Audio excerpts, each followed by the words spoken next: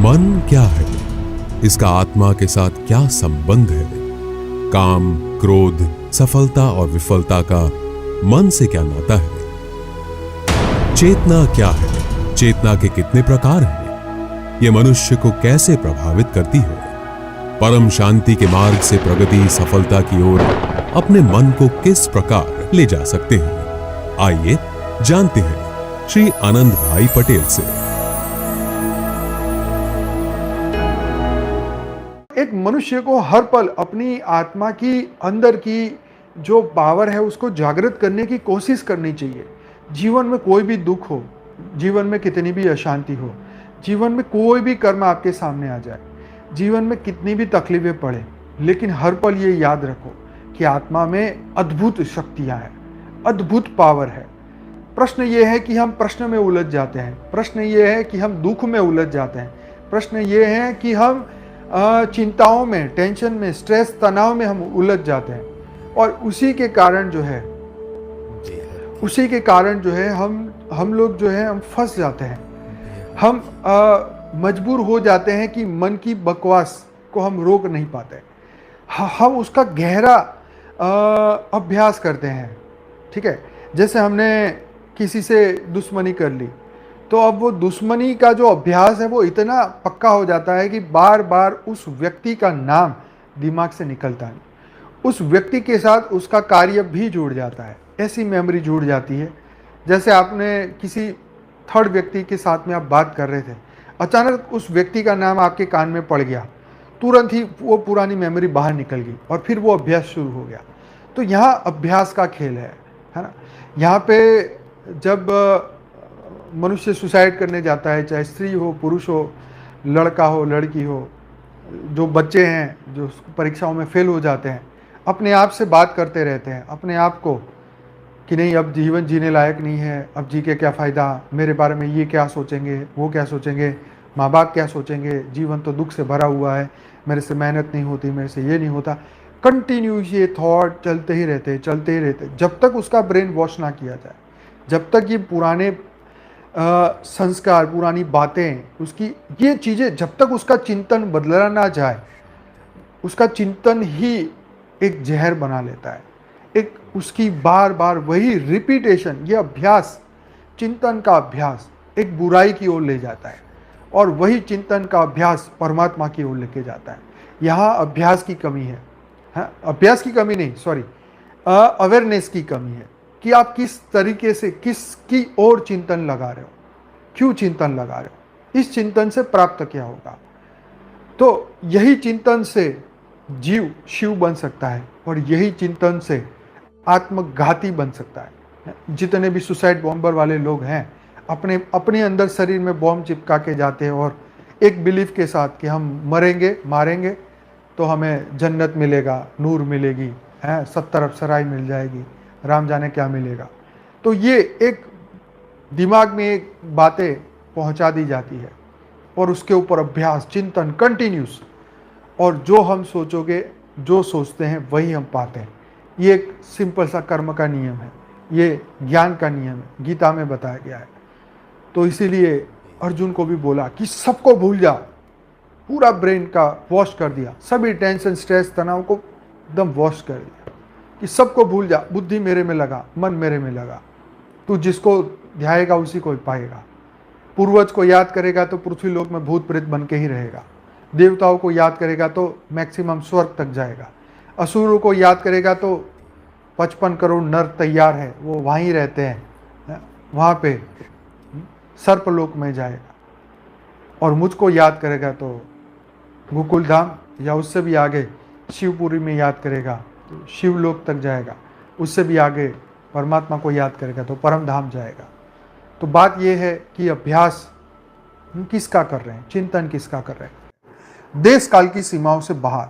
तो ये जो चेतना है, ये कोई भी सीमाओं से बंधन में आने वाला नहीं है।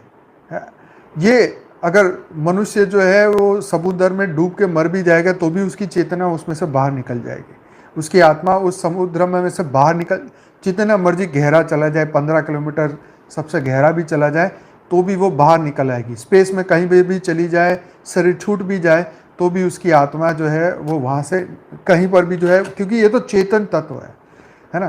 तो गजब की बात है कि चेतना, एक जागृतता, एक कॉन्शियसनेस, एक ऐसा बल जो अनडिफाइंड है, कोई भी डेफिनेशन, सबने अपनी अपनी डेफिनेशन दी, लेकिन अध्यात्म में उसकी एक अलग डेफिनेशन है, एक अलग महत्व है।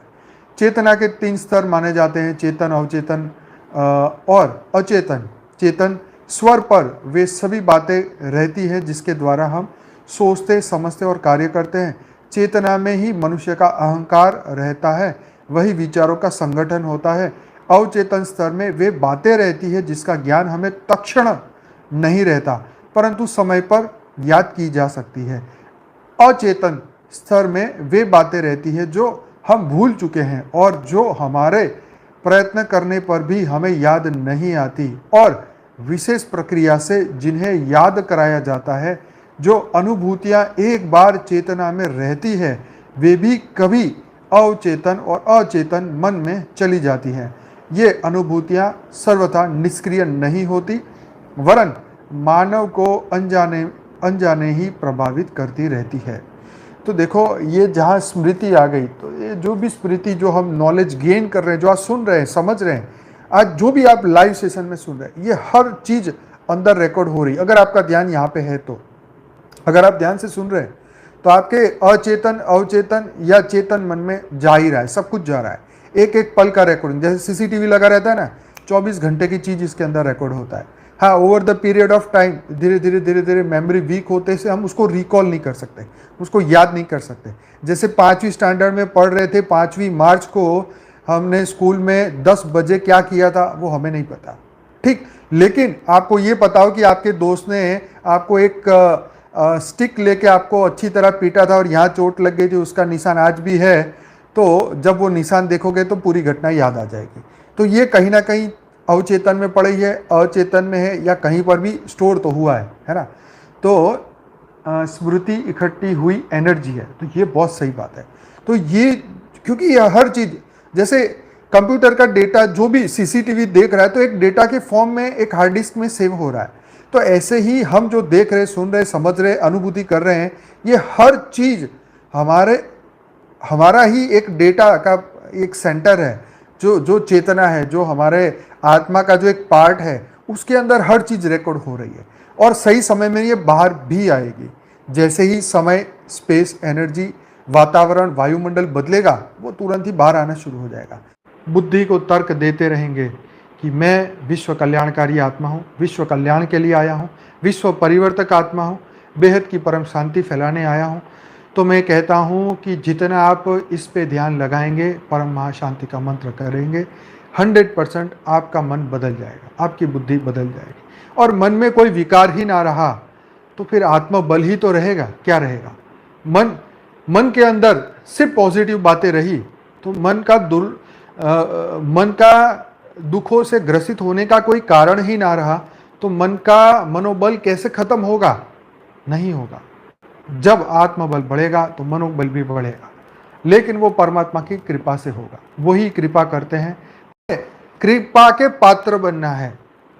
हम क्या है, पात्र बनते नहीं हैं, बातें बड़ी बड़ी करते हैं, लेकिन हमें कृपा के पात्र बनना होगा। ज्ञान, योग, सेवा, धारणा में आगे बढ़ना होगा और हमें हर पल प्रतिपल अपने आप को स्व परिवर्तन की ओर लेके जाना है और इसी तरीके से हर दिन परिवर्तन की ओर आगे बढ़े। जैसे जैसे परिवर्तन की ओर आगे बढ़ते जाएंगे, धीरे धीरे धीरे धीरे धीरे हम परम शांति को प्राप्त करें, भीतर की शांति को प्राप्त करेंगे, मन में शांति आ जाएगी, परम शांति आ जाएगी और हर पल प्रतिपल विश्व कल्याण के लिए हम आगे बढ़ते जाएंगे, विश्व परिवर्तक आत्मा बन जाएंगे और इस धरती का हमारा समय खत्म हो उससे पहले हम संपूर्ण विश्व कल्याण कर लें। बेहद की परम शांति सोचो, बोलो परम शांति। Join us daily for live meditation, 10 p.m. to 11 p.m. on YouTube Live. Subscribe now. Website www.paramshanti.org. Email us anant@paramshanti.org. Like, share, subscribe. Join today. बेहद की परम शांति सोचो।